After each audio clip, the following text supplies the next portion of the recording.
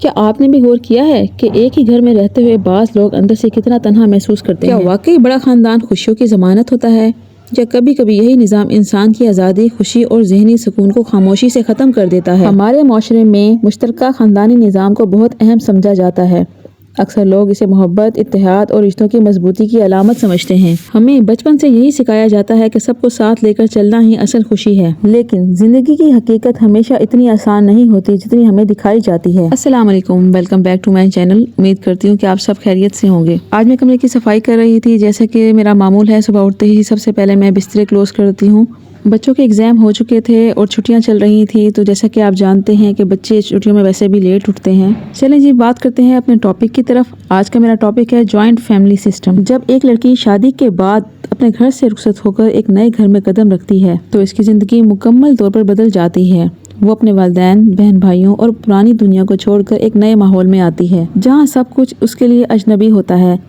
اسے نئے لوگوں کو سمجھنا ہوتا ہے، نئے اصول اپنانے ہوتے ہیں اور نئی ذمہ داریاں سنبھالنی ہوتی ہیں۔ اگر یہ سب ایک چھوٹے خاندان میں ہو تو شاید ایڈجسٹ کرنا آسان ہو جاتا ہے، لیکن جب وہ ایک ایسے گھر میں آئے جہاں کئی خاندان اکٹھے رہ رہے ہوں تو اس کے لیے حالات مزید پیچیدہ ہو جاتے ہیں۔ مشترکہ خاندانوں میں اکثر یہ توقع کی جاتی ہے کہ نئی آنے والی بہو فوراً گھر کے ماحول میں خود کو ڈھال لے۔ اس سے یہ امید رکھی جاتی ہے کہ وہ سب کو خوش رکھے، ہر کام میں حصہ لے اور کبھی شکایت نہ کرے، لیکن کوئی یہ نہیں سوچتا کہ وہ بھی ایک انسان ہے جس کے اپنے جذبات، اپنی پسند اور اپنی حدیں ہوتی ہیں۔ گھر کے اندر مختلف عورتوں کا ایک ساتھ رہنا بظاہر آسان لگتا ہے، لیکن حقیقت میں یہ بہت مشکل ہوتا ہے۔ ہر عورت کے سوچنے کا انداز مختلف ہوتا ہے۔ کسی کو صفائی کا زیادہ خیال ہوتا ہے، کسی کو کھانا پکانے کا اپنا طریقہ پسند ہوتا ہے اور کسی کو گھر چلانے کے الگ اصول اچھے لگتے ہیں۔ جب مختلف مزاج ایک جگہ جمع ہو جائیں تو چھوٹی چھوٹی باتیں بھی اختلاف کا سبب بن جاتی ہیں۔ کبھی برتن دھونے کے طریقے پر بحث ہو جاتی ہے،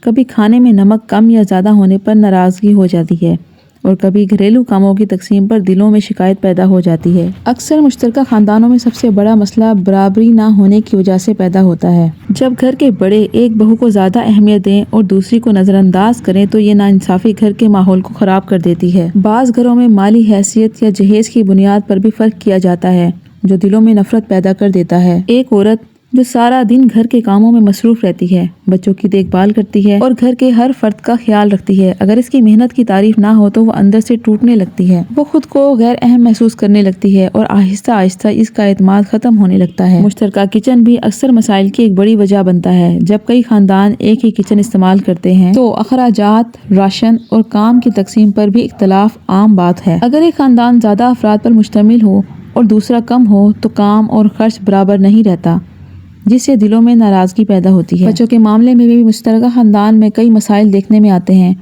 اگر ایک بھائی کے بچوں کو زیادہ توجہ ملے اور دوسرے کے بچوں کو کم تو اس سے بچوں کے دلوں میں احساس محرومی پیدا ہو جاتا ہے۔ بچے بہت حساس ہوتے ہیں اور ہر رویے کو محسوس کرتے ہیں۔ مشترکہ خاندان میں پرائیویسی کا مسئلہ بھی بہت اہم ہوتا ہے۔ ہر انسان چاہتا ہے کہ اس کے ذاتی مسائل میں دوسروں کی مداخلت کم ہو، لیکن جب ایک ہی گھر میں کئی لوگ رہ رہے ہوں تو اکثر ذاتی معاملات بھی سب کے سامنے آ جاتے ہیں۔ اس سے میاں بیوی کے تعلقات پر بھی اثر پڑ سکتا ہے۔ بعض گھروں میں نندوں کی مداخلت بھی مسائل کو بڑھا دیتی ہے۔ وہ اپنی بھابھیوں کے بارے میں بھی والدین یا بھائیوں کو باتیں بتا کر غلط فہمیاں پیدا کر دیتی ہیں، حالانکہ وہ خود اپنی زندگی گزار رہی ہوتی ہیں، لیکن میکے کے معاملات میں مداخلت مسائل کو بڑھا دیتی ہے۔ حقیقت یہ ہے کہ ہر لڑکی شادی کے بعد ایک پرسکون زندگی چاہتی ہے جہاں وہ اپنے شوہر اور بچوں کے ساتھ سکون سے رہ سکے۔ یہ خواہش کسی بھی عورت کی فطری ضرورت ہوتی ہے۔ جب گھروں میں مسلسل اختلافات ہوتے رہیں تو اس کا اثر صرف عورتوں پر نہیں بلکہ مردوں اور بچوں پر بھی پڑتا ہے۔ شوہر اکثر والدین اور بیوی کے درمیان پھنس جاتا ہے۔ اگر وہ بیوی کا ساتھ دے تو اسے والدین کی ناراضگی کا سامنا کرنا پڑتا ہے، اور اگر والدین کا ساتھ دے تو بیوی دل برداشتہ ہو جاتی ہے۔ ایسے حالات میں مردوں کو بہت سمجھداری سے کام لینا چاہیے۔ انہیں چاہیے کہ دونوں طرف انصاف کریں اور مسائل کو سمجھنے کی کوشش کریں۔ اگر ممکن ہو تو گھر کے ماحول کو بہتر بنانے کے لیے کھل کر بات کریں، اور اگر حالات زیادہ خراب ہو جائیں تو الگ رہنے کا فیصلہ بھی بعض اوقات بہتر ثابت ہوتا ہے۔ الگ رہنے کا مطلب رشتہ توڑنا نہیں ہوتا، بلکہ سکون اور عزت کے ساتھ زندگی گزارنے کی کوشش ہوتی ہے۔ اگر مالی حالات اجازت نہ دیں تو کم از کم الگ کچن یا الگ رہن سہن کا انتظام کیا جا سکتا ہے تاکہ روزمرہ کے جھگڑوں سے بچا جا سکے۔ خواتین کے لیے بھی ضروری ہے کہ وہ حالات کو سمجھنے کی کوشش کریں۔ اگر شوہر مالی طور پر کمزور ہو تو اس پر دباؤ ڈالنے کے بجائے اس کا ساتھ دینا چاہیے۔ آج کل کی خواتین کے پاس بہت سے مواقع موجود ہیں جہاں وہ گھر بیٹھے بھی کچھ نہ کچھ کام کر سکتی ہیں۔ جب عورت اور مرد ایک دوسرے کا ساتھ دیں تو زندگی کی مشکلات آسان ہو جاتی ہیں، لیکن اگر دونوں ایک دوسرے کو ہی مورد الزام ٹھہرانے لگے تو مسائل مزید بڑھ جاتے ہیں۔ گھر کے بڑوں کو بھی چاہیے کہ وہ اپنی بہوؤں کے ساتھ بیٹیوں جیسا سلوک کریں۔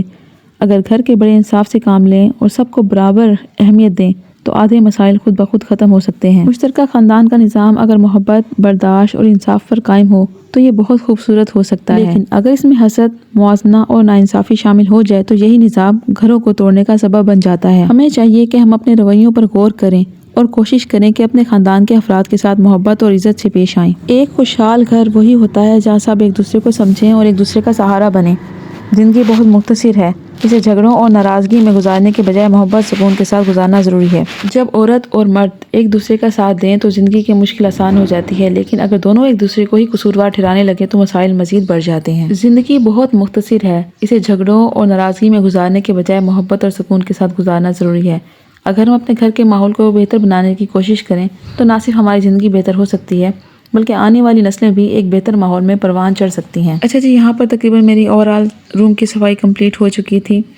یہاں پر کھانا بالکل ریڈی تھا اور مہمانوں نے آنا تھا، تو یہاں پر میں نے جو ہے چکن پلاؤ یہاں پہ بنایا ہوا تھا اور مٹر وغیرہ بھی ڈالے ہوئے تھے بیچ میں۔ اور مہمان اکثر جو ہے ہر کسی کی اپنی چوائس ہوتی ہے، کچھ کولڈ ڈرنک پیتے ہیں، کچھ چائے پیتے ہیں، تو پھر ساتھ ہی میں نے یہاں پر چائے بھی رکھی ہوئی تھی چولہے پہ۔ بچوں کی فرمائش تھی کہ ہمیں آج چپس بنا کے دیں، تو پھر میں نے یہاں پر چپس بھی بنانے تھے اور ساتھ ہی یہ آئل وغیرہ بھی گرم ہو رہا تھا اور رائتہ بھی بنا ہوا تھا۔